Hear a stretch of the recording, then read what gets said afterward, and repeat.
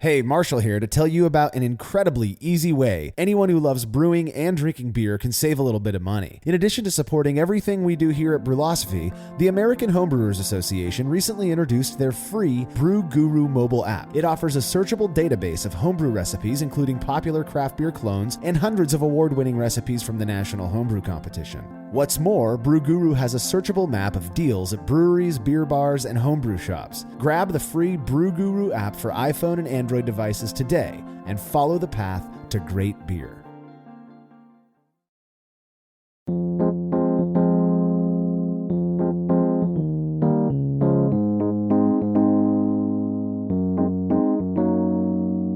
Well, Homebrew Con 2018 has come and gone. This year was much different for us than past years because of the fact that we had a booth which came with a host of additional responsibilities. Thankfully, we were with the seasoned vets from Yakima Valley Hops, Imperial Yeast, and Mecca Grade Estate Malt. Their presence certainly made things easier for us. You're listening to the Brülosophy podcast. I'm your host, Marshall Schott, and in this episode, we're going to be airing a chat that we had with our booth partners, as well as some other special guests, live from the floor of Homebrew Con 2018 in Portland, Oregon. It was unique. It was fun. It was a very eye-opening experience that I look forward to doing again. Unfortunately, due to a technical difficulty that I only discovered when I started putting this show together at home about 20 minutes ago, we lost the original introduction portion of the show. Sucks pretty bad. I had a lot of fun chatting with Jake, Malcolm, Matt, and Brian, the Brülosophy crew members who were able to make it out. The first time we were ever able to meet live and actually have a recording session. So I went and screwed that up somehow. I don't know how, but anyways, that's why you're hearing me now. This is recorded from my home studio. But thankfully, I was able to save the real meat of the show. Real quick, I want to thank everybody who's been using our links to do their online shopping. It's been a huge help. For those looking for an easy way to lend us a hand, those links can be found at brülosophy.com/support. Your use of them is very much appreciated. If you'd like to be rewarded for your support, you can head over to patreon.com/brülosophy to learn how pledging a small monthly contribution can earn you rad things like unique discounts at yakimavalleyhops.com, a chance to win a $50 Love the Brew gift certificate, and an invitation to a monthly live Q&A with a special guest. Among other things, our next guest is none other than Brülosophy's own Malcolm Fraser, who is a BJCP national judge, probably the most experienced homebrewer of all of us, given the time that he's been doing it. He's just a wealth of knowledge when it comes to styles and judging and competing and all of that stuff. So it's really great. We've got a great list of upcoming guests as well, including Russian River's Vinny Chilurzo, Seth Klon from Mecca Grade Estate Malt, and Dr. Charlie Bamforth from the UC Davis Brewing Program. All of that just for helping us out a little bit, helping us to bring you this content. Learn more about becoming a patron over at patreon.com/brülosophy. If you're going to be around Yakima, Washington toward the end of September, be sure to hit us up. Contributor Brian Hall and I are going to be up there the last weekend of September, hanging out for Hop Harvest. Going to be going to the Fresh Hop Ale Festival on September 29th. I've already heard from a bunch of people who are going to be going over to Yakima at the end of September as well. So we're looking forward to hanging out at Varietal Brewing Company. Probably grab some beers at Bellbreaker. It's going to be a good time. Just a reminder that Denny Kahn and I are going to be leading a couple seminars for the Brew Your Own Boot Camp happening March 22nd and 23rd in Asheville, North Carolina. The focus is going to be on experimentation, which makes sense. If you plan to go, make sure you get your tickets as soon as you can. There are only 35 spots for each session, and I've heard they fill up pretty fast. We're looking forward to checking out this new city, especially all the new beer that's popping up in Asheville. It's going to be a lot of fun. All right, if you'd be so kind as to drop a quick rating and a review of this show wherever it is you listen to your podcast, we would really appreciate it. It does not take very long, and those ratings help people to find the show, which ultimately ends up helping us out. So, all right, feedback this week is brought to you by Brewers Hardware, who specialize in tri-clover compatible sanitary fittings, conical fermenters, kettles, and brew stands. Brewers Hardware offers a variety of unique and hard-to-find items for both the home and craft brewing markets, including high-quality stainless fittings at very competitive prices with really fast shipping. If you're into electric brewing, you've got to check out the BCS 482 control system, which provides everything needed to fully automate your brewery. Learn more at brewershardware.com, and don't forget to mention Brülosophy at checkout to receive a free gift. That's brewershardware.com. All right, feedback this week comes from Sean Bross, who lives in Denver, Colorado. He has some feedback on the cold crashing and, of course, fining with gelatin, but this was good because his feedback has to do with bottle conditioning. Here's what he says. I haven't moved up to kegging yet. I still bottle condition. I gelatin fine the majority of my beers and also cold crash before bottle bottle conditioning to knock out floaties. I'd always read and experienced that you can gelatin fine and still bottle carb. I've also always read and experienced that you can lager and still bottle carb. It's my experience that if I gelatin fine and lager, each day of lagering equals about 3 more days that it takes the bottle to carb up. This is also much worse if I gelatin fine early than lager. For example, I have a Vienna lager that was delicious when I sampled it, and I want to drink it so bad, but I crashed it, gelatin fined a day later, and lagered for 10 more days. 2 months later, there's hardly any yeast on the bottom of the bottle, and when I open one, I get a brief then almost nothing.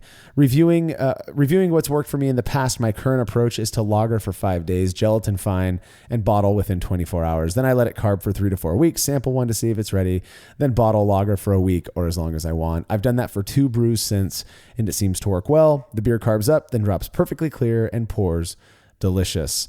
I don't bottle condition at all. I stopped bottle conditioning almost 10 years ago. So Sean, thank you for that feedback. If you are a bottle conditioner out there, just know you can fine with gelatin to get your beer crystal clear and still bottle condition. You can cold crash as well, it sounds like. So good feedback, Sean. If you have any show feedback, you can send it to feedback@brülosophy.com, or you can leave us a message by calling 951-444-0320.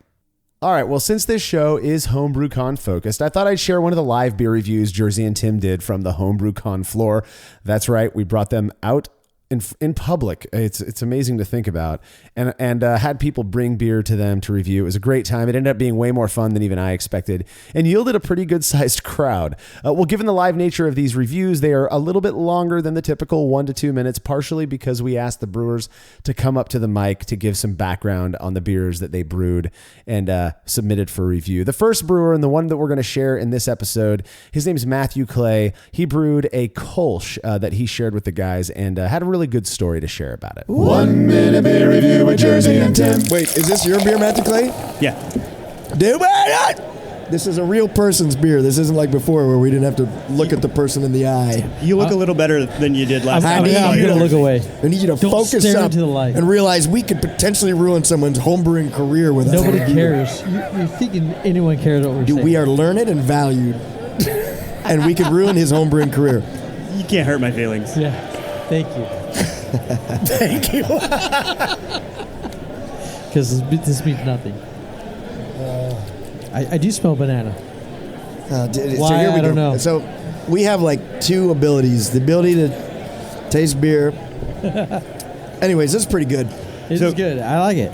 I'll give you a hint. One of you has said one of the styles through your ranting and raving today. Obviously, it's a cranberry lambic. Must not have been right now. Is this grapefruit? I'm going to be very honest with you, Matthew Clay, because we talked about It's this very before smooth. when we were in the spirit world last night, and we said we're going to not like every beer that we like so that we can get some credibility. This is delicious, man. It's good. Very clean. I like it a lot. Cool. Well, I could have gone any direction there. Like I said, we represent maybe 1% of society, but that percent loves this one. I love it. Well, you know, this beer was designed for the lowest common denominators, so. I feel like I've been insulted set and the I'm too standard dumb high. to even realize this. This beer's terrible. I think I've been insulted, but I'm too dumb to realize it. I miss my mustache. Stop. Your wife won't. This is delicious. What's the type you said? Is it You're supposed to guess, man. You guys got to guess, yeah. Hey, it's Malcolm. It's toasted bread. It's a toasted bread lice. Berliner toasted bread lice. It's bed lice. It is. It was good. You can't put us on the spot. Like, we'll be made to look like fools. We have no idea. Again, Timmy, that's not hard to do. Guess. You guess first. Malcolm already got it. He smelled it and got it right. Malcolm is an award-winning Just by smelling? brewer and patriot. Of course he got it. We're idiots, dude. Hey. Oh, dude, this is live. All I know is I smoke banana. Hang on a second. You what? Banana. What type of beer is this? Yeah, a little bit. Tell me. It's in there. I think Kolsch. It's a Kolsch. It is Kolsch. Damn, you're good, Jersey. It's a Kolsch, Marshall, man. I meant Marshall. I knew it was a Kolsch from the start. I said, in fact, I said to Timmy, "Is this I not don't even a know what a delicious Kolsch is. I know this is a The podcast Kolsch for of fun, but the backstory on this. The Kolsch of personality. Yeah. It's a cult of person. Kolsch of personality. Matthew, this has been our life for 3 days now. It's very delicious. This is a Seems delicious You got Kolsch. donuts coming up It right seems there. exhausting. I This live guy's got near donuts. these guys. Voodoo donuts. I know you're angry. And stuff. Kolsch of personality. Are you guys going to Jersey Tim this guy or what? Have you named this beer yet? I have. Can you rename For it one the Kolsch second of personality? seriousness, I would love to, but the only beer I ever brewed that my mom really liked was a Kolsch, and she passed away this year. Oh, so it's a man. memorial beer for my mom. So what's the name of the beer? Cheers to you, my It's friend. Janet's Kolsch. Mama. Janet's Kolsch, ladies and gentlemen, and we love it. Cheers Every to bit of Matthew it. and your mom, dude. Nice job, And man. cheers to my Janet. friend. That's awesome. Cheers. Dude, don't make me. I know. Yeah. We are a very We're- sensitive lot. You'd we're- never guess it, but We're in public. We Although like to next hug one, and next we like one, to have Kolsch of personality for sure. that's next one. And will you let us taste With a it? hint of banana. Sure, I'll send it in. That's you got Awesome. yourself a deal, dude. Thanks, Matt. Thank you guys. Delicious, man. Well, Matthew, I told you this when we were on the floor, and I really appreciate it. But cheers to you for making a delicious Kolsch, and for doing it for your mom. Man, sorry that you have to go through that, but what a way to commemorate her. It was a great time. Listen, heads up to everyone listening. If you enjoyed that review, you're gonna love what we've got coming up. I'm gonna be vacationing in Hawaii soon and won't have time to record a show. So I figured rather than skipping a week, we'd compile all of the reviews from Homebrew Con 2018 into a single episode. It's going to be saturated with Jersey Tims. We've gotten a ton of requests for doing something just like this. And while I know it doesn't sit well with some people out there, like 3 or 4 people, I think, I personally think it's pretty great and easy enough to ignore if you don't want to listen to it. That'll be in a couple of weeks, so be on the lookout. If you have a beer or any other alcoholic beverage that you would like reviewed by Jersey and Tim, you can email me, Marshall@Brülosophy.com, and I'll get you all set up. All right, when we come back, Brülosophy and Friends, live from Homebrew Con 2018.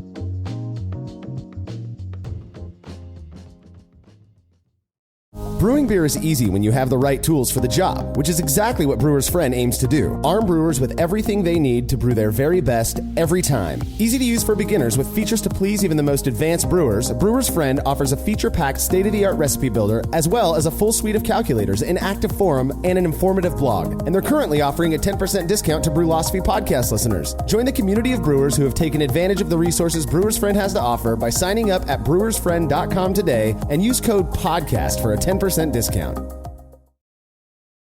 Family-owned Atlantic Brew Supply is the largest homebrew shop in the Southeast. No gimmicks, no multinational corporate overlords, and no BS. They offer exclusive malts, yeast, and more from local artisans, as well as award-winning recipe kits. They also sell professional brewing gear and cask equipment from sister companies ABS Commercial and Cask Supply. Most ingredients are available by the ounce, plus Atlantic Brew Supply has an on-site calculator to help you craft your best brew. Orders are processed same day, and 2-day shipping is guaranteed for East Coast customers. Get 15% off your first order using promo code BREWPOD. That's BRUPOD at AtlanticBrewSupply.com. When dumping wort-soaked grain and leftover low-gravity wort while cleaning up after a brew day, did you ever wonder what your true efficiency would be if that wort made its way to the kettle instead? Using the brew bag, a fabric filter for all mash tuns and brewing methods, allows you to capture every last drop of wort. Not only does this increase kettle efficiency, it lowers your grain bill, which saves you money. Throwing wort in the trash is like dumping a 12-pack down the drain and just doesn't make sense. Use the brew bag and leave no wort behind. I've been using these filters for a long time and recommend them to everyone. I never have to worry about a stuck sparge and cleanup is fast and easy. Go grab yourself a brew bag fabric filter at brewinabag.com and be sure to use code TBP17 at checkout to get a discount on your order. After a long brew day, the last thing I want to do is waste more time chilling wort. I've tried so many different options, and ultimately I settled on the super efficient immersion chillers made by Jaded Brewing. With the King Cobra and Hydra, I'm able to chill my entire batch of wort, from boiling to just a few degrees above groundwater temperature, in as little as 6 minutes. If an immersion chiller is right for your brewery, then do yourself a favor and check out all of the rad options Jaded Brewing has to offer at jadedbrewing.com, and be sure to let them know Brülosophy sent you.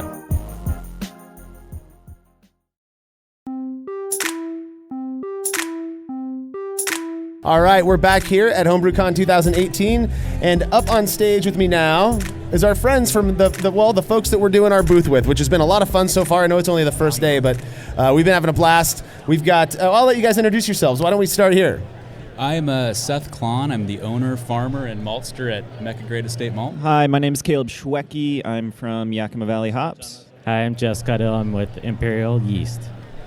And all the way down on the end, we still got Malcolm with us. Yo, hey, John, can you do that thumbs up again so Marshall can see that you need to increase the volume? It's not just me being a jackass, although I'm also a jackass. Yeah. Yes. Technical difficulties here. Right on. There you shouldn't go. happen now. He never listens to me. We're like a married couple. Yeah, I actually didn't even know what you were talking about down there. Yeah. Yeah, I saw the inchy lion. I thought he had an itch in his, somewhere regions. Yeah, well, thanks for coming up on stage with us, guys. And for maybe what we could do is have you guys go around and get way up on those mics like you love it, like you're making love to it. But go around and tell us a little bit about your companies and how you got involved in what it is that you're doing. Seth, maybe you can tell us about Mecca Grade Estate Malt a little bit. Mecca Grade Estate Malt is an estate malt house. We've been asked that question a lot today. I bet. So what estate malt means is that we grow everything on our own family farm, and we malt it there. So we've been farming, we're in Madras, Oregon, which is, keep going?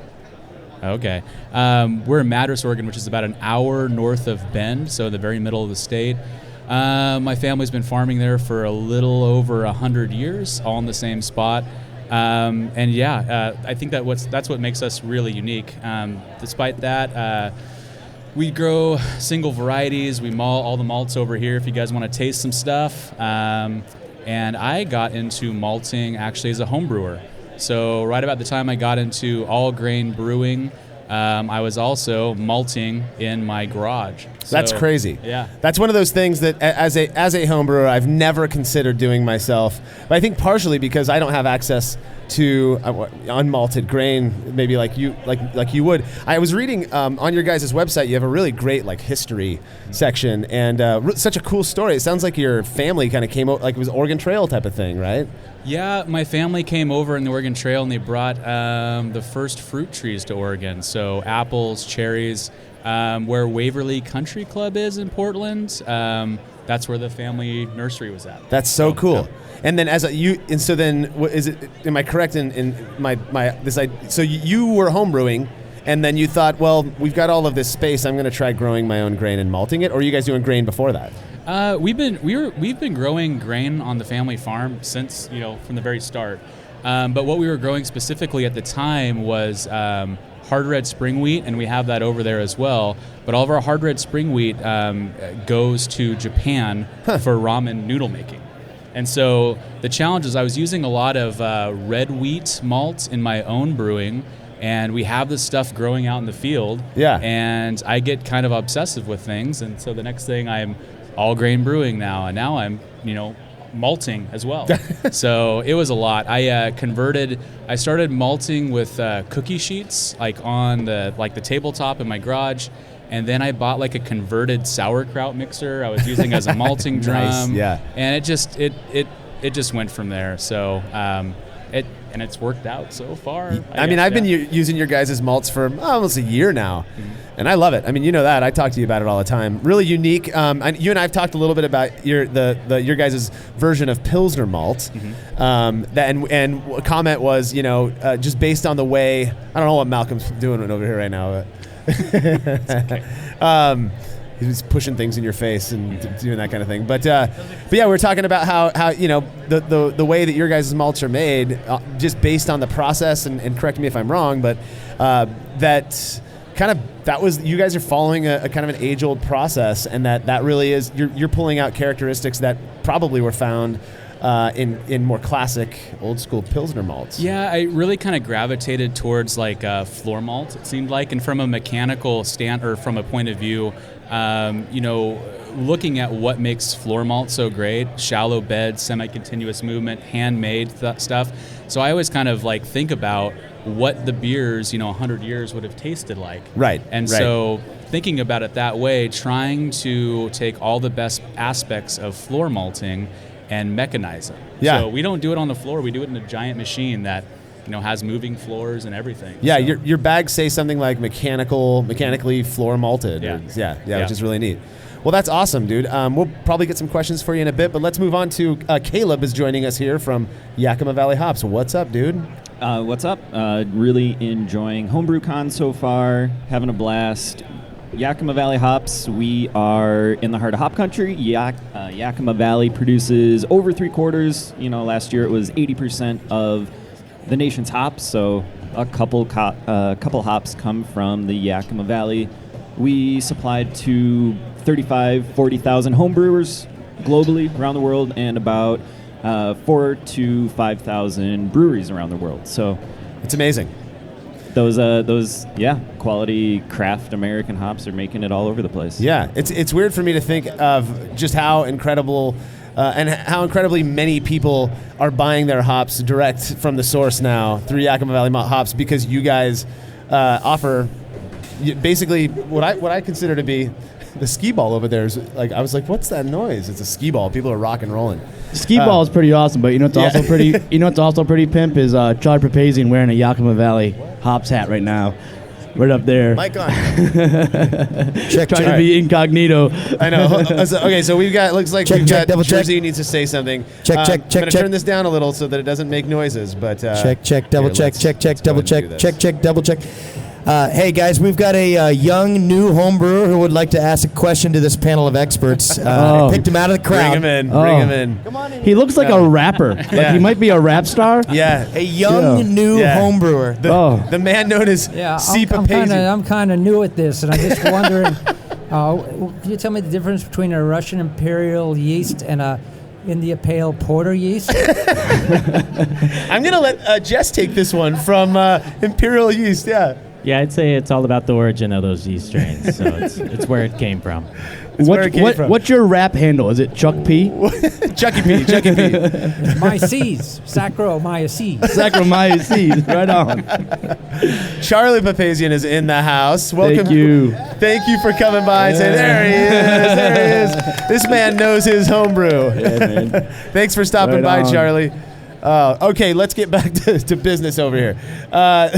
Thank you, Jersey, for lining that up. There we go. All right. So Caleb, I wanted to ask you, how'd you get involved in hops, man? Are you from hop country? Is that how this happened? Or? I'm from beer country, Milwaukee, Wisconsin. Yes. We brew a lot of beer. We drink a lot of beer. And I moved out to the Yakima Valley about 3 years ago with my wife and got hooked up with the Yakima Valley Hops crew. They've been at it for about 5 or 6 years, started selling hops out of Jeff's dad's garage, and now globally available. So yeah, and I like to, you got the two faces, the two Hawkeye faces of Yakima Valley Hops over there, but you're kind of the voice of Yakima Valley Hops. Is that right? They kind of pushed it on me, sure. Well, I love the podcast, the late edition. That's something that Caleb has kind of taken under his wing, I think, and you guys are doing what kind of like monthly episodes now?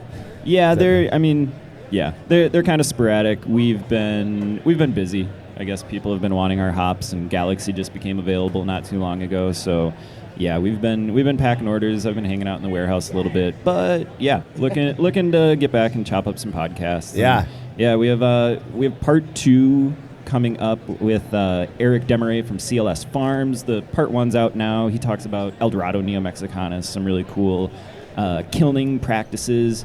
Super knowledgeable guy. Part 2's coming out soon, and we got a couple other interviews already recorded. So. Yeah, I love it, man. There's no more. I was talking to you about this yesterday. Like, the late edition is for people who like hops more than most people, I think, like hops, and that's what I think most of us like hops that much. Yeah, that's a dumb statement, but yeah, I love it, man. You guys are doing a great job with that. Okay, right next to Caleb, we've got Jess from Imperial Yeast. Introduce yourself. Hey guys, just like Seth, my ancestors came across on the Oregon Trail, so I think I'm 6th generation Oregonian. While they were driving their wagon train out here, they were harvesting yeast from all the plains and different locations, and we cultured those and started Imperial. That's an awesome story. That's an awesome story. Actually, that's not true. No. We're going with it. We're going with it. Your story sticks, man. Yep. Yeah, for sure. Well, so Jess, you've been involved with Imperial for how long now? Are you from the beginning, or? Yeah, from the beginning, about 3.5 to 4 years. I've been with them. Awesome. Yeah, I know that Imperial's a relatively new but really blowing up company. I mean, I see people using Imperial Yeast all the time now. We love it. We're using it in pretty much everything we brew nowadays. I know you guys just released the new fancy A30 corporate yeast, right? Yeah, Very formal. Guys using that yeast. Yeah, 830 corporate, just a new strain to a lot of people are using it with the brut IPAs. So something pretty clean, but has a nice mellow ester profile to go with the new school hops that people are putting in those dry beers. Right on. Right on. What's a brut IPA, Malcolm, Mr. Judge? We hear this term getting dropped a lot these days. So my understanding is just a highly attenuative yeast, or often more likely so to be an enzyme to fully break down the fermentables. So it's a very dry IPA. You know, allows the hops to shine. Kind of a cleaning character, almost wine-like. I think that's the brut name, right? Like super dry, super fizzy, yeah. We had one. In fact, there's one at Imperial Yeast booth over here. They're pouring I think it's a brut IPA, right, Jess? Is that? Yeah, it's brut IPA. It was made with some enzymes to get the terminal down to about 0. Wow. Yeah. So it's really dry, lower IBUs to help balance that really dry beer. What enzyme did you use? Amylase? I think amylo. Yeah. Cool. Hey, my favorite, the original brut IPA is Orval. So that's what I like. Is that what that is? Sort of basically like. No, it's Brett. It's Brett. But it's super thin, and it's like an ESB. So to me, the brut IPA has been done. Right. And it's delicious. I like it. It's good stuff. That was better than I expected. It was the first one I had, and I really like that dry, fizzy, super carbonated, super crushable, but decent ABV in there. So, I have a question for Seth. I might have missed it. Do you guys have undermodified or unmodified? No, it's all fully modified. Yeah. We need to get that for us sour beer brewers. Come on, what's up? I don't. What do you need it for? Like, you're wanting it for? What do you want it for? For old school Wallonian ales. Yeah, we could probably some swing lambics, something. Yeah. lambic style. Yeah. We need to talk. We need to talk. We do sell raw grain too. Okay. So I know people are using that. For lambics, I know Freem is using our Wiki Up, our hard red spring wheat malt at like 15 to 20%. Nice. In all of their new lambics coming out. So be on the lookout for that. Yeah, raw will work. Yeah. Right on. What do you need that for? I don't understand what the purpose is. Just to give the bugs something more to munch on, type of thing. Yeah, it's undermodified, so the enzymes haven't continued to started to break the starch down. I mean, Seth could probably talk about this better than I could. So essentially, you're giving longer chain sugars and/or starches for the microbes that will eat that versus Saccharomyces, which won't. So it gives them longer duration to chew on some stuff. I'm getting tickled. Let me guess. Yeah. Jersey. He's over there. Yeah, that's cool. So you guys now there's a gazillion malts out there. You guys are focusing primarily on, is it base malts?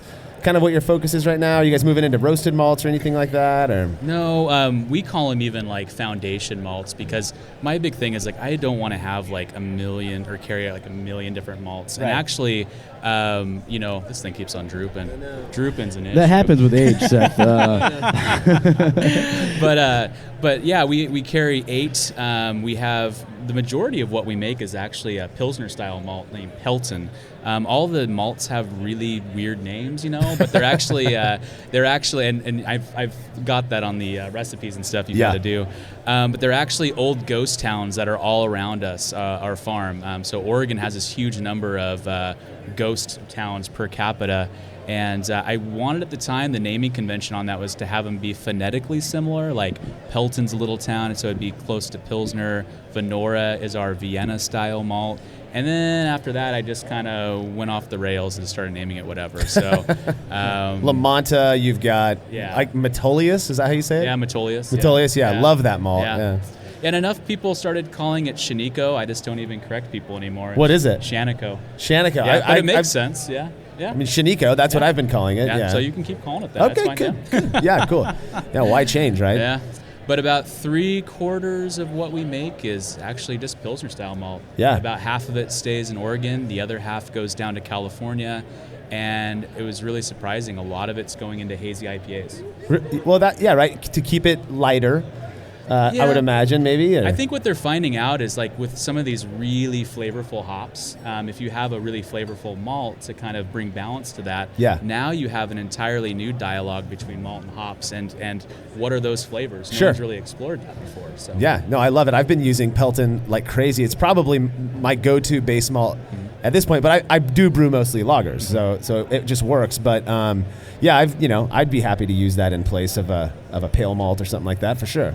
I think at the time, like one of my things, I think it helps coming from like a home brewer point of view because there's a lot of different malts on the market. It doesn't do us any benefit to make the same malt as anyone else. Right. And so we're constantly buying other people's malts, making sure that we're creating something really unique.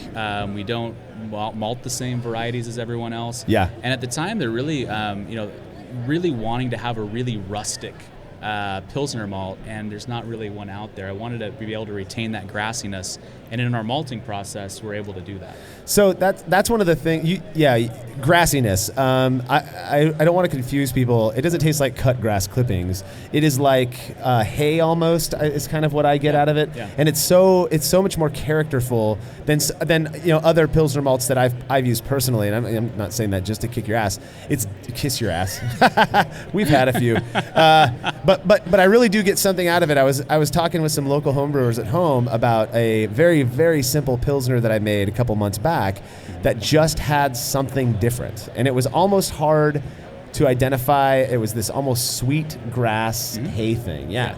And it made me think like, man, it's kind of an interesting thing. I don't know malting or anything, but are you guys using a different like variety, like of grain of barley malt, and then you malt it using a very specific type of malting approach? Is that how it works?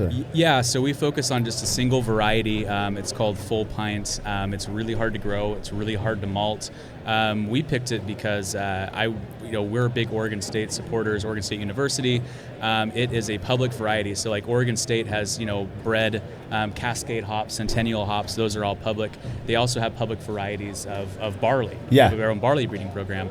So for us, Full Pint is a Moravian, so it's an old Coors variety. Oh, cool. Crossed with an Ecuadorian variety for stripe rust resistance. So it's Czech by Ecuador.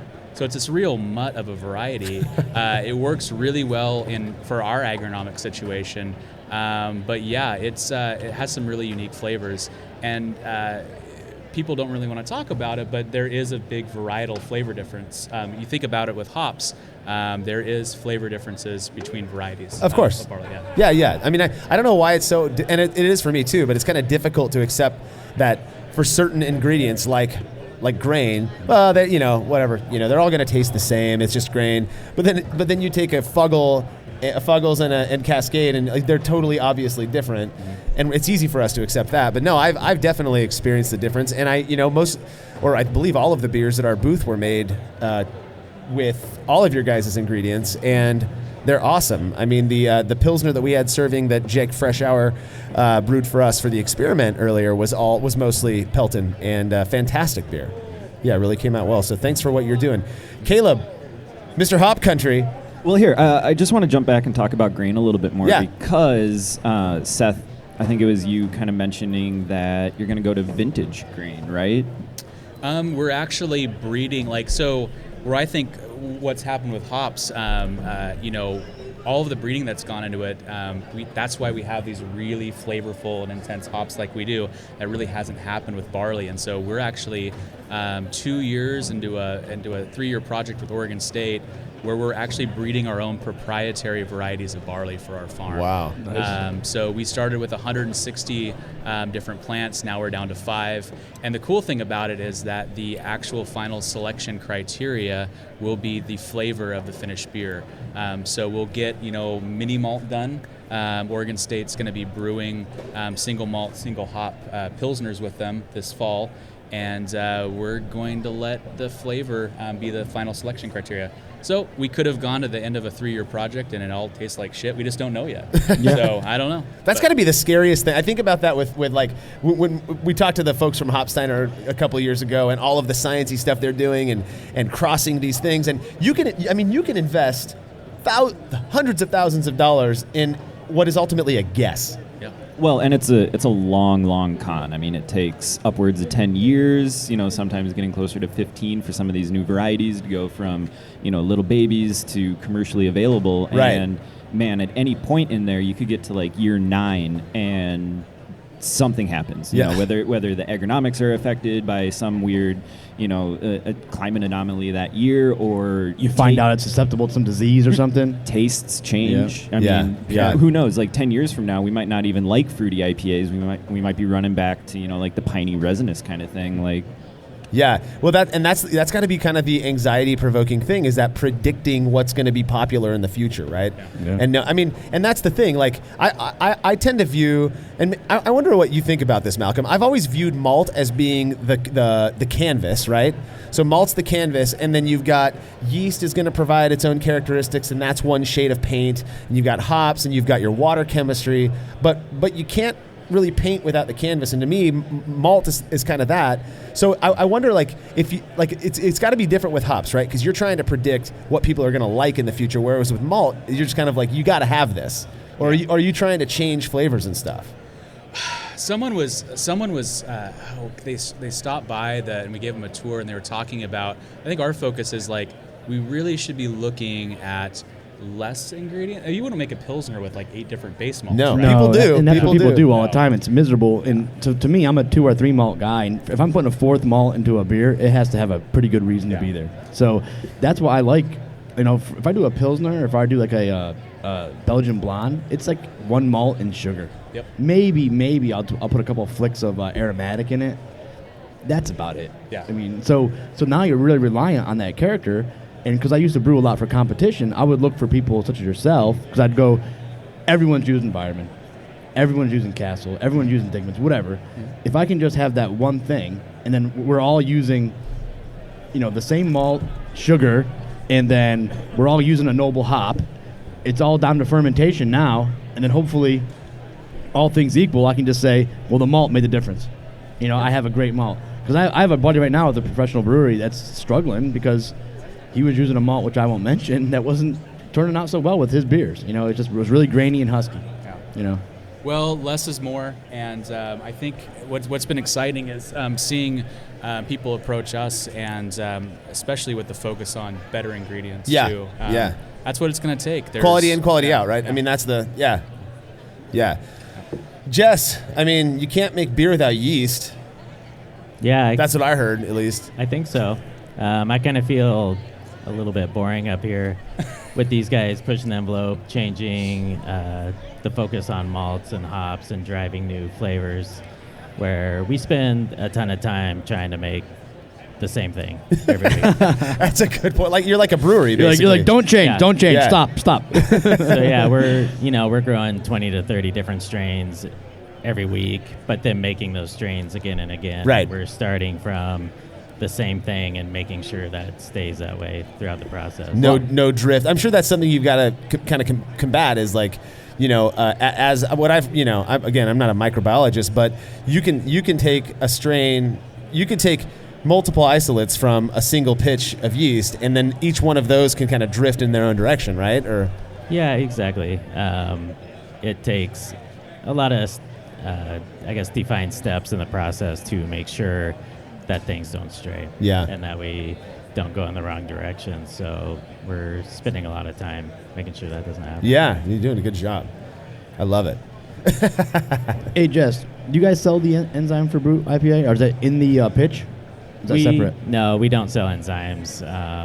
We're just focusing on the yeast right now. Right on. What's your favorite yeast? Do you have one? I have a lot of favorites. Last night we did an event where we did a single wort and multiple strains. Yeah. And one of those base worts was a citrus IPA, and we actually threw some of the rustic strain in there. The nice. 56 rustic, which isn't your standard IPA strain, but it was really interesting. What's awesome. the rustic strain? That's the that's a farmhouse type strain. Yeah. Yep. So I've only used one of the Belgian strains that you guys have got. It's Gnome. I think it's Genome. If you want to get technical. Gnome, yeah. Gnome. Yeah, and it was fantastic. I mean, it fermented really quickly and cleared I mean, just dropped like a rock. It was crazy. Yeah. It's a nice Belgian strain, kind of unique in the fact that it does flock pretty hard and drop out. And Yeah. it's just really consistent. Yeah. And a nice balance. And not overly Belgian-y, for lack of a better term. Yeah. Nice, subtle Belgian characters is what I got out of it. Exactly. A little clovey character, but then some nice esters to balance it. Yeah. Yeah. Is it a wit strain then?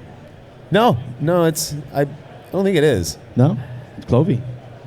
Well, you know, it's got a little clove. I got a little bit of isoamyl acetate kind of on the nose, but I fermented it a little bit warmer. And my understanding is that with those really kind of phenolic strains, that the cooler you ferment, you can kind of pull out more 4VG or that clove kind of thing. And Is it a Pad 1 yeast?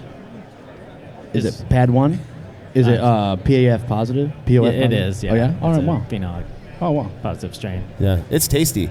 My favorite, if I had to pick a favorite, and this is kind of a new favorite for me, is the L17 Harvest. Yeah, it's a nice strain. It drops out a little bit better than some other non-flagellant lager strains, and it just works well across the board with a lot of different lager styles. Yeah, I love it. I know you guys wouldn't ever recommend this, but I've been fermenting lagers warm with it. Yeah, I've been doing that quite a bit. Dude, too. it's money with L17 too. I mean, to me, that's when I taste a good made Pilsner or Vienna. There's kind of that finishing crispness and kind of almost like a little bite, but not bitterness. And that's what I get from that strain every time I use it, and I love it. One of my favorites. I think a lot of different yeast strains produce different levels of acid, and so this strain might produce a little bit more than others and give it the crisp character. I love it. Do you carry that Loki yeast like year-round now? Yeah, Loki we have as a seasonal strain, so that one's going to be coming back out pretty soon. So what's Loki, Jess? It's a Norwegian farmhouse strain. Is it Quebec? Or Kvik or whatever? Yeah, Yeah. it is. How do you say Yeah. that? Does anyone know? I don't know. Kvik? Kvik? I'm not It's sure. Kveik. Kvik? Yeah. Is it? I've always, in my head, I was saying Kvik. There's one thing I know Yeah. for sure is that I don't know. Thanks, Socrates. Yeah, down on the end. So Kvik. now we're all going to be overly conscious. Kvik. That strain though, that's a Norwegian one that is supposed to be capable of fermenting upwards of like 100 degrees Fahrenheit, right? Yeah, it's usable in the normal range, but I think probably traditionally it could go pretty hot just because there's no temp control on those traditional fermentations. Yeah. And a lot of people have used it up in the 90s. They're getting still pretty clean beers, which is interesting. Yeah, I think it's crazy. I just got an email from someone last week telling me that, they know that I like to warm ferment these lagers, and they were saying, dude, you guys just use this Kvik strain, and he was saying that he just throws it in his garage and late spring or whatever, and he said last one he brewed got up to 90 degrees. He said it just tasted great, clean, simple. Yeah, it's pretty user friendly. That's nuts. Yeah, I'll have to try that out. I've been so happy with L17 warm though, and the taste that I get from that I look at it like why change at this point, because I'm able to control my temps and whatnot. So.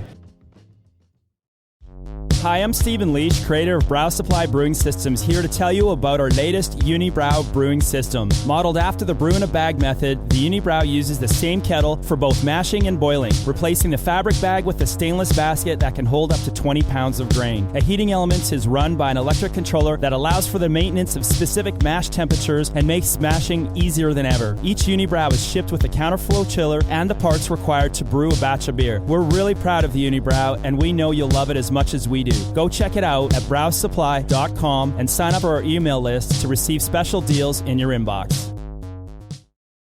Have you ever thought about adding a port to your kettle but held off because you didn't feel like drilling into your gear or sending it off to have someone else do it? From the makers of the super fast counterflow chiller, the Exchillerator, comes the Hangover, the easiest way to add extra ports to your kettle as well as countless other options. Mount a faucet to your keg for easy portable pouring. Set up the perfect whirlpool arm. Hold a heating element in place. All of this and so much more without permanently modifying your gear. Manufactured right here in the United States, the Hangover offers brewers too many convenient solutions to list here. So head over to Exchillerator.com today to see what the Hangover can do for you.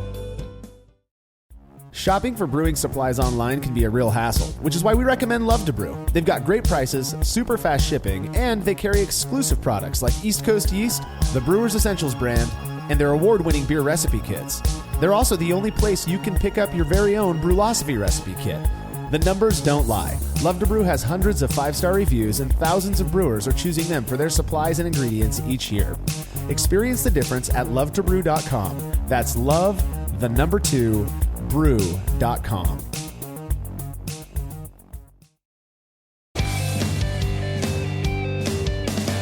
Compact and simple to use with a small footprint for brewing indoors, the Grainfather makes it easy for you to brew professional quality beers at home. The Grainfather is an all-in-one brewing system that lets you brew all grain beer in a single compact stainless steel unit. It uses an electric heating element and pump to maintain a constant temperature and to circulate the wort during the mashing and cooling stages. It also comes with a counterflow chiller to reduce chilling times and produce high-quality wort.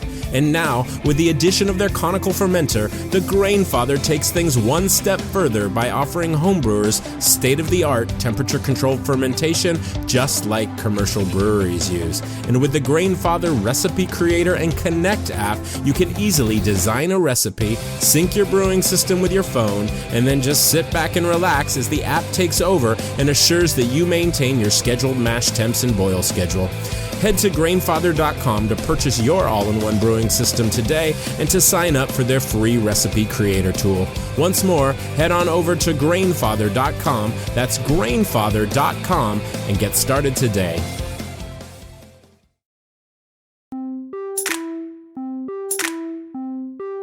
I have a question, kind of yeast related.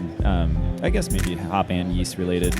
I've been hearing the word, like biotransformation thrown around a lot now with regards to like yeast eating hop oils, resins, whatever. Is there any science behind that? Yeah, I think there's some papers out there discussing that, but I think that there's a lot more that could be done to look at the interactions with hop compounds and yeast and how they play with each other and how they interact in a fermentation. So Caleb, it sounds like you're asking about like biotransformation. Biotrans, yeah. So there's actual studies from I get the brewery wrong, but Sapporo, I think it was one of them, and they actually did. I mean, it's a thing, but to the point that it matters and to the point it's beneficial, that's debatable, of course, right? But there's more work being done, and according to Stan Hieronymus in his new book, he's going to cover some of that. So that's awesome. I know Ed Coffey. I think when I hear the word biotransformation, I think New England IPA. I think that's you got people who are tossing dry hop additions in right at high Kreuzen or even before they pitch their yeast, which I've done and it seems to work relatively well. Ed seems to think, and I don't want to misquote him, but he seems to think that, like you said, Malcolm, it's not really. It's going to happen. The science behind it is there, but whether it makes a perceptible difference or qualitatively impacts the beer is questionable. I think, right. They can track the chemical changes. It was here, now it's gone, now it's this. Yeah. And then they can take that thing away and go, now it's not there, so it must have been this, the in between. Yeah. So they do that, but to the point, if it's above threshold, is the conversation. Right. And is it beneficial? Right. So some people think that it happens all the time, always, because especially if you have hops in the beer and you have yeast, right, those compounds are available. The question is loading it up, does that matter? Right? Yeah. So. Well, and my understanding is there's only certain, we totally derailed your question here. We took off on it, Caleb, but this is one of those things, I'm just fascinated by this concept, and it's an old concept that's kind of reinvigorated with the whole New England IPA craze, I think. But my understanding is that there's certain terpenes that are capable of this biotransformation, and that the other ones may not necessarily be, I guess, I don't know if susceptible is the right word, but capable of biotransforming. Yeah, I don't know which ones, and I don't know which oils. Yeah. But because it's part of the essential oil groups. So right now, I think there's like 400, and they're always discovering more. And, do you have to make those certain combinations available at a certain time? That is what I'm looking for. That's why I hope, Stan releases some of that information to us through his book. And even Scott Janish, he has his book coming out. That's right, yeah. And his book is pretty technical, so hopefully, he releases some information on that. Yeah, I know. I was talking to Scott, and I know something about publishing came up, and his book's going to get delayed a little bit. But the research that he's doing, we've already been talking about. Mm-hmm. I know he references some of the Brülosophy studies that we've done. But his primary focus is basically imparting as much hop character, it seems like it basically, into New England IPA or basic IPA styles as well. So amazing. Caleb, I'm wondering, just a thought came to my mind. What's the next hot hop, man? Like, what are we going to see people clamoring for that's not Galaxy, Mosaic, or Citra? Anything? Well, it's all about cluster, dude. It's all about cluster. Bring back cluster, cluster man. and crystal. That's where it's at. That's actually an interesting point. I think we're going to start seeing some of the older varieties, some of the more like seasoned varieties that have been released. Comet jumps to mind. I think we're going to start seeing people re-examining these hops, seeing what they can do, because Comet's been out for over 50 years. Hey, Caleb, how long has El Dorado been out for? Because El Dorado seems to be getting popular again. El Dorado's getting super popular. 10 years, I think. Yeah, and it's like it was out there, people are using it, and it was nice, and it kind of went away. I think because more sexy hops came out, and I used it in a New England IPA with Taft's Ale House. It was amazing. It tastes like aged pineapple. It was amazing. Yeah, for sure. So actually, in the last episode of the podcast, we talked with Eric Desmarais from CLS Farms. He's the guy that invented, grows, breeds, El Dorado, and he had some really cool things to say about it. He talked about how there's not a ton of beers that feature El Dorado exclusively. Stone, they have their delicious IPAs exclusively dry hopped with it, but there's not a ton of single hop El Dorado beers, but it is being incorporated with others, kind of like that Citra Mosaic and that family, and it's been working really well. It, plays well with others, is what he said. So that might be another example of like something that people kind of missed. It was popular, it came through, never really caught on because we're such this information overload society. It's like next thing, and then it's like someone goes, "Hey, wait a second, that was cool back there." Yeah, so it was working good. Let's try it again. Well, and makes me think about like when we do the Hop Chronicles. Probably the most common comment I get when I'm collecting data is, "Yeah, it's good, kind of boring, but it's good." And it makes me wonder with something like El Dorado, how much more you can. I mean, when you add other hops into the mix, and it's the same way with malt and I'm not sure. People aren't blending yeast too often, but sometimes just a little. Imperial does, right? I mean, even you have a couple like house strains that incorporate two. Yeah, we do a couple blends right now. So a blend for an IPA called Dry Hop. Right. Use strains that will mimic some characteristics of dry hopping, and then the standard wild blends, of course, have some bread, Sour Batch Kids, exactly, But it's interesting to me the how you add just a splash of a little something else, and it can completely accentuate and change the character of a beer. I think for the most part for the better. Sometimes maybe not so much. I was talking with somebody who got there. You were talking about Comet, Caleb, and that's when I believe, if I'm not mistaken, that's one that we talked about last year when Brian and I were up there for Hop Harvest about being a potential kind of like it's just been waiting in the background, because when you use it, when Comet came out, people weren't double dry hopping and doing whirlpool hops and all this stuff with it. Yeah, it was considered too fruity, too citrusy, and it was passed over by all the brewers. And now it's just some old hop that people leave on the shelf, except maybe it won't be, right? I mean, that's... No, and even just this year, there's been a ton of big breweries that have been incorporating it into some of their flagships. Nice. It's been getting subbed. I won't say which hop it's been replacing predominantly, but it has been getting subbed.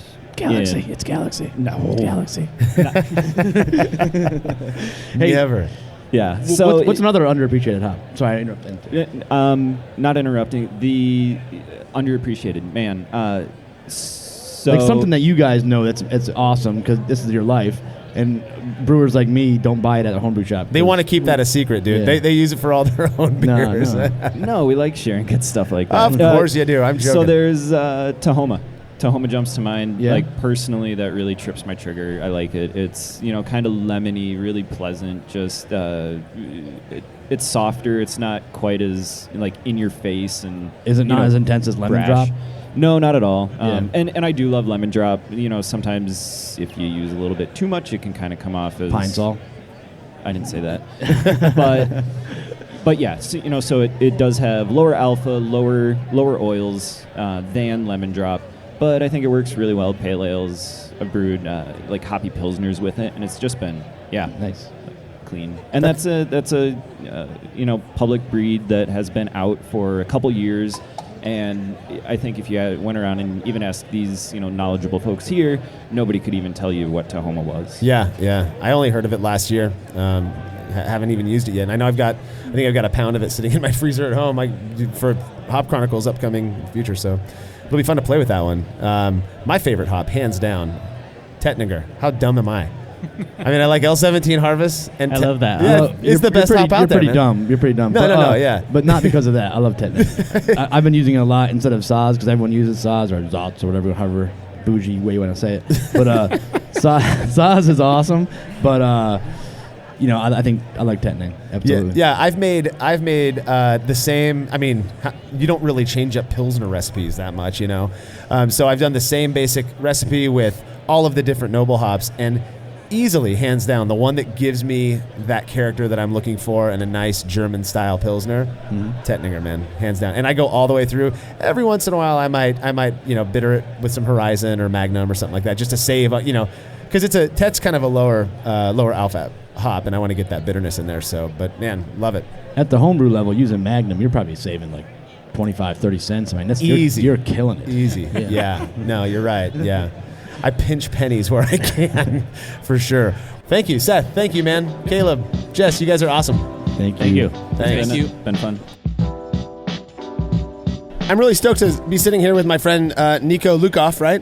Lukoff, sir. Lukoff. That's how I thought it was said. Likewise, much here. One of the dudes that I started chatting with, a long time ago, when Brülosophy was just getting off the ground, always super supportive, hooking us up with hops for the Hop Chronicles and all that stuff. And then just through a series of events, kind of had to ditch the scene. But you're sort of back, if that is correct. In a sort of a different way. That is accurate. Would you like me to explain how that way is? That's what I'm sort of. That'd be fantastic. Talk right into the mic, dude. Love to do that. So tell us your story, Nico. Introduce yourself. What's up? So I'm Nico Lukoff, and a little while back I started selling hops out of my kitchen and garage. Saw a need, and people were needing good prices on hops, a lot of them that they weren't able to get really easily. So I started doing that and figuring out how to make that work. I started supplying homebrew supply stores as well. It turned out some commercial breweries wanted some hops that I was getting to, and I was just focusing directly on that, and I was able to help them, and it was a lot of fun. So I started selling a lot of commercial as well into that, and it just grew and grew. So for close to a decade, I was selling hops. Then I had this wonderful idea: why don't we take this successful business that we know is doing well and invest a lot of resources, aka money, into opening a brewery, because that would be a great idea. Yeah, you and how many? I'm sure no one's had that idea before, Nico. No one. So I've never worked in a commercial brewery before. I'm a mediocre at best home brewer. I can tell anyone how to do it, but those who teach and such. That's right. Tell me about it, bro. Yeah. So I hired a consultant, quote air quotes there, who is also equipment manufacturer in Central Oregon, so U.S. made stuff, to help me through this journey. And through that process, I found out, for lack of better words, he was. Are we allowed to cuss on here? Sure, I don't care. Well, he's a shitbag piece of crap, dirtbag, who just conned me as well as. Now I have some responsibility here. There's some little red flags, but still. Trying to move forward to the thing, and a lot of people are falling for it. A lot of people fell for the very same scam, right? Yeah. Exactly. And there are other breweries that turned out, too. They got ripped off by him, too. At the end of the day, we had to ditch Nico Brew Hops. We had to shut down our brewery project. And we lost a lot through this process. Super bummer, man. It was rough. It's been a rough while. But I had an opportunity, and what I realized through this process is there's a ton of equipment companies out there, but there's still room.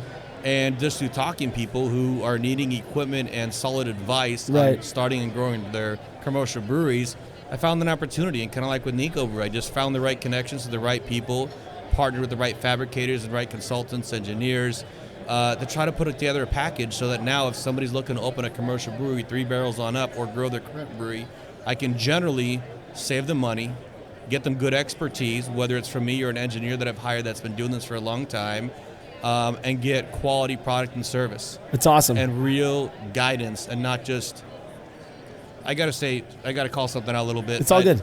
I think really good advice is something that people overlook. It's not just here's a piece of metal and we're going to get it here and here's the price. I want to know that the businesses that I'm partnering with are going to be successful as well. So I've been kind of word of mouth, just a little bit of posting on the internet about some equipment, but very little marketing, and have supplied several breweries with their fermenters and bright tanks. Got a couple brew houses on order for them, so people can actually see the equipment in action. And I'm finding that there's just some not great advice. Like I heard the other day, someone saying, never have guest taps. And I was thinking, I've got a customer right now in Redmond, Oregon, who's brewing their beer in Bend, and they're separated from their house. It was badass checking out his little brewery. Yeah. 2-barrel system from stout. Great setup. He's a kick-ass brewer. He can't even keep up with his IPA. He's brewing that at a 15-barrel brew pub in town. Yeah. And he's driving his beer about an hour round trip to bring to his tap house where he's serving people. Well, he can't keep up with that demand. Right. He's got to have other taps on hand to be able to serve those beers, and that brings him more to the community. Because of being able to do that, have that growth, you're not going to show up to a brewery and say, we're out of beer, and you're never going to go back there again, right? Yeah. So they're going to have their other beers there. So true. just like that, I'm like, that was just not... There's no real absolutes in business, and I think you got to look at the whole picture and provide options and guidance and let people make their decisions based on what makes sense for them. Yeah. And now, thankfully, that's been successful, and they're taking delivery of 5 20-barrel tanks from me. Hell yeah. Tomorrow, actually, they're showing up. Monday. So this is cool though, because and this is something, I'm on the media side, and everybody in all of these different sides of, I guess I'm going to call it the beer brewing industry, though I'm far more homebrew, I think. But there's this community, and we've talked about this so much, and I feel like, and tell me if you agree with this or not, but I feel like there's a pull to it, like it pulls you back, makes you want to be a part of it. It seems like you just couldn't let go, and you found your way back in, man. It pulled me back in. I love it. Well, but thanks. I never tried to get out. Yeah, dude. I appreciate the fact that you're back into it, and hopefully anybody who out there who's thinking about starting up either anything from a nano brewery 3-barrel up, right? Exactly. Hit up jupiterbrew.com. Honestly, it'll send you to my Facebook page, because I've been too busy to make a website. I've just been hanging out, talking to people, and helping with their breweries, and it's been a lot of fun. And dude, thanks for doing what you're doing too. This is kick-ass. I'm gonna do another little plug. Nico Brew Facebook page is now about food and beer and coffee and stuff. That's right. Because now I'm like, Nico Brew LLC. My wife said it was the name, because I was like, I want to make a different page just for like food and like weird experience, similar to what you guys do, but a lot less organized.